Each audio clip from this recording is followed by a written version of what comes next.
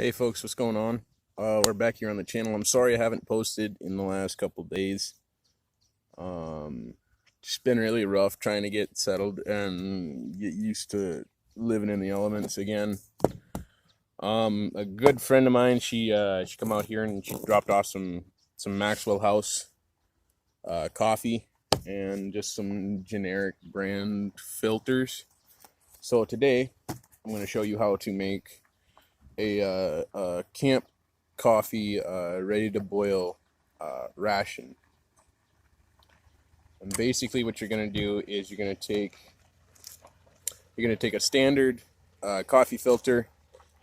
You're going to take your Maxwell House or whatever you prefer. Like personally, I really love Folgers and Highlander's Grog. Highlander's Grog is like a store brand. They sell it at Super One and County Market back home. And I'm not sure if that's a Super One thing around the country or if it's just around Minnesota, because I think I've only seen it at one other Super One. Anyway, so what you're going to do is you're going to take your coffee, your filter, you're going to pour the coffee into the filter. And you're going to get a good amount in there because you're packaging it up. And there's two ways you can actually boil this. Is one, you can do what I did and get yourself a special little pot that comes with this thing, and it sits right in here. And then you put your camp coffee ration pouch in there, and it'll boil it. Or you can get the special coffee grounds for it. Like they sell special coffee grounds that are like a coarser, more coarsely ground.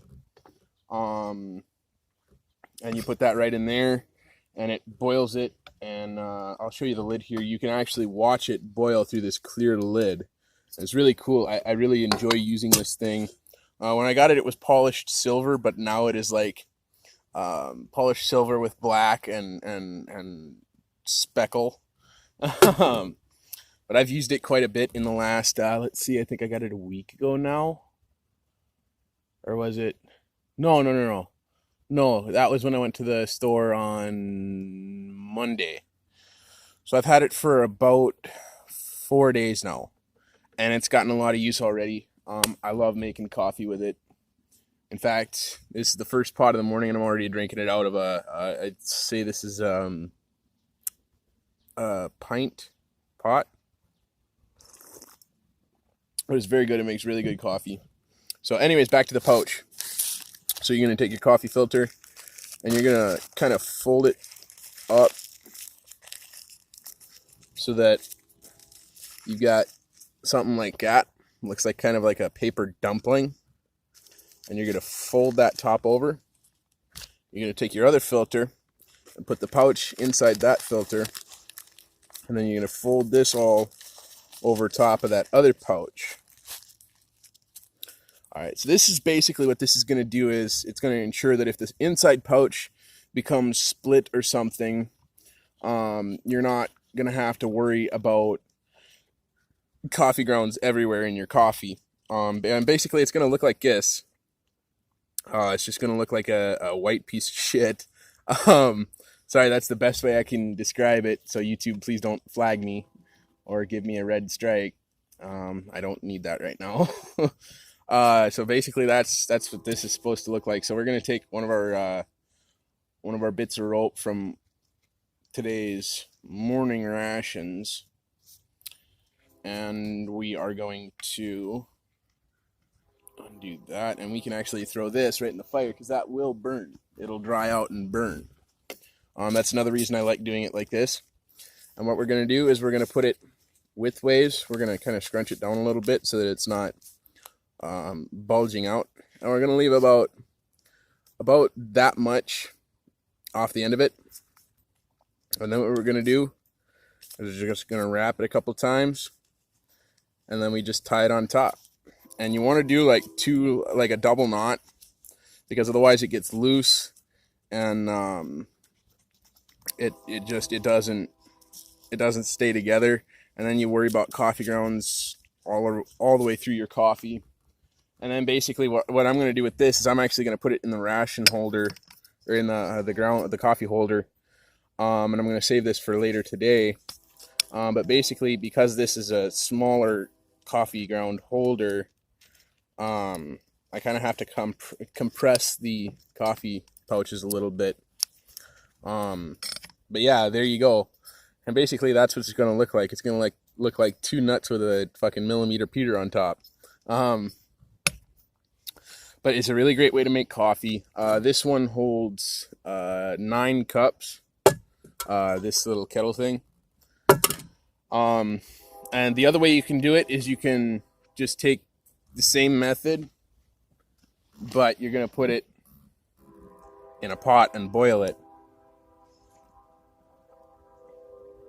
Oh God, that's strong. I love it. And there's another trick you can do if you don't have filters, and you just somehow end up with coffee grounds because, you know, Jake's an idiot and forgets the filters. You can actually take a clean, dry sock, throw coffee grounds in there, throw it in a pot, kettle, whatever you have on hand to boil water with, and boil it like that, and it will actually make some damn good coffee. I have yet to try that.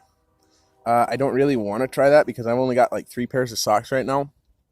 So I don't want to waste, you know, half a pair of socks and, you know, risk getting something, you know, in my feet. But if it comes down to it, for the sake of coffee, I will do it. So yeah, that's pretty much what I've been doing this morning, is just making coffee, and then I had breakfast just about 10 minutes ago. So yeah, that just sits right in there just like that, and then you put the lid on top and you wait for it to boil, and you can actually, like I said, you can see it boil through here. This has been a little close to the fire a couple times because the top is kind of melted right there. I don't know if y'all can see that, but it's kind of melted. It's bubbling down lower. But yeah.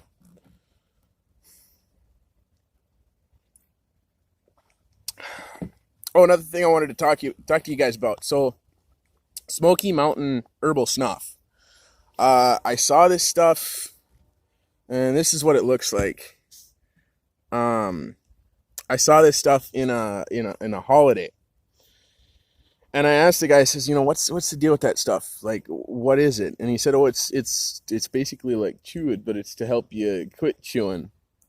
So I says, all right, give me a tin of it. So he gives me a tin, and, you know, I'm sitting there and I'm packing it, and I crack the seal, and I open it up and I take a whiff, and it's just like it smells like shit. Like, I'm not even trying to bash the company. It just smells like shit to me. Like, and I've got a weird sense of smell. Like, I like really weird smells, but this just smells like shit. It doesn't smell like wintergreen, because this is the wintergreen stuff I got. So this is supposed to be wintergreen flavor, but it doesn't taste like wintergreen. It doesn't smell like wintergreen. You know, I'll put a lip in for you, give you a bit of a review.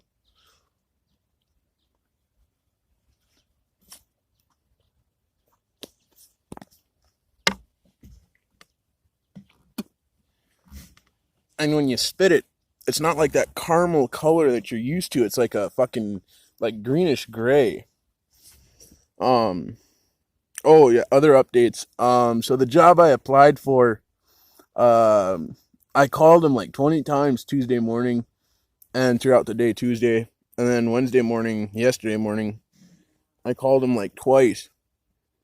And every time I got past the front office, like I'd get this is human resources department, you know, and I'd be like, well, can I speak to so and so? Oh yeah, sure, we'll put you through. And then they'd transfer me, but I wouldn't get a dial tone, I wouldn't get a ring, I wouldn't even get an answering machine. So what I ended up doing yesterday afternoon about 2:30, I went in and I just said, look, I'm here to talk to Carly. My phone isn't working, obviously. I haven't been able to get through to her. So, you know, is she around? Because I had to figure out what was going on with my UA results. And she come out and she says, you know, yeah, your UA results came back clean. You tested negative for everything. So all we're waiting for is my background check, and they should have that by tomorrow, by the end of the day tomorrow. And then hopefully, if all goes well, I can start Monday night. Be making $15.50 an hour doing factory work. You know, I'm pretty damn thrilled about it, because that's more than I've ever made per hour at any job. But yeah, I'm not thrilled about it being factory work, but I need this money because I got to get a place to stay. Plus, the fucking benefits packages. I was looking at the sheets they gave me, the paper they gave me. Fucking, you get like it's like a $80,000 healthcare directive. After 2 years, like the first year, up to 2 years is pretty basic. But they'll cover gym memberships. They'll actually, before you even get onto the workforce, like if you just get hired, they will actually reimburse you for any medical expenses. Like they'll reimburse you up to 50% of your total expenditure per transaction. So like if I went up to the rehab center right now and got a membership at the gym there, that's $30. They'd reimburse me if I did that after my start date. They'd reimburse me $15, because that's $30 for the first month, and then it's $25 per month. But it's $30 for the first month because you have to get a key fob so you can go in. It's open 24/7, but they lock it after the office closes because there's been some people doing some not really kosher things, I guess. Sorry, I'm just sitting here playing with matches. What did they teach you in school, little boy? Apparently not much. I went into the high school here, and I said, look, here's the deal. I'm trying to get back on track. I'm trying to at least be able to say, hey, I need to get my GED, but at least I pushed myself to succeed in high school. And, it didn't work. Like, that is my end goal, is to say that I tried my best in high school, but when it came down to it, it just wasn't enough.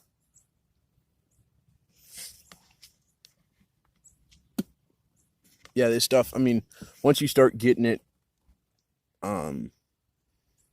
like really getting a taste for it, it kind of starts to taste like wintergreen, but not really. Personally, I think you're just better off going with like Cope wintergreen or Grizzly wintergreen or even Skull wintergreen.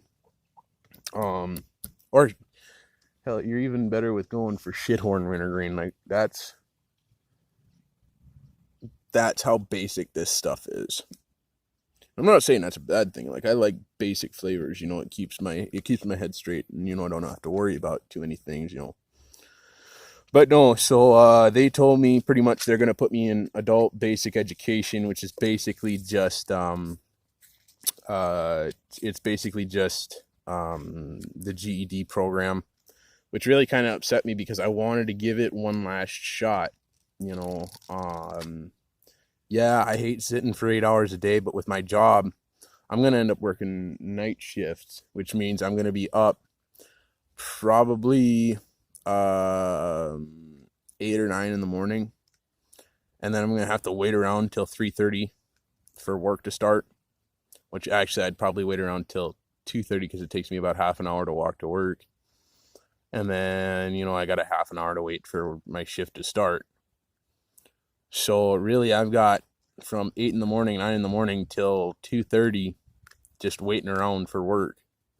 So, it's kind of one of those things that school was really more or less there besides, trying to get closer to graduation or trying to get that diploma. It was really more or less there as a time waster, so I didn't have to sit around and twiddle my thumbs, so to speak. But yeah, so that's what's been going on. You know, like I said, it's been kind of rough. It's just, you get a different perspective for it when you go through it yourself. Like, if any one of you guys really wanted to, you know, all you got to do is buy a tent, buy like a decent sized pan like that, and a nice pot like this. And if you drink coffee, I definitely would suggest you buy something like this. It's like $17, but it's totally worth it. And you can actually buy sets that come with little coffee cups, so you actually have the cups as well. And then like, buy yourself like a decent tent, which is gonna run you right around 150 to 180 bucks. Make sure that you get an extra tarp, like just a 20-foot by 20-foot tarp, and make sure you know how to put it up. Like, I'll show you what I mean, because for my situation, I didn't have an extra tarp with my tent, so I ended up having to, the gal that brought me all that other stuff, I ended up having to rig this tarp up after I shoved my tent in the woods. So right there is the tent, and I had to rig this tarp, and it was so big that, I'll show you here, I have it staked down with waxed floss right there and right there to my 20-pounder, and then I've got some paracord running to a 25-pounder. I've got it tied to the trees, or to the foliage. I've got it tied to this branch. I've got it tied around there, and then tied back there, and then it just runs all over.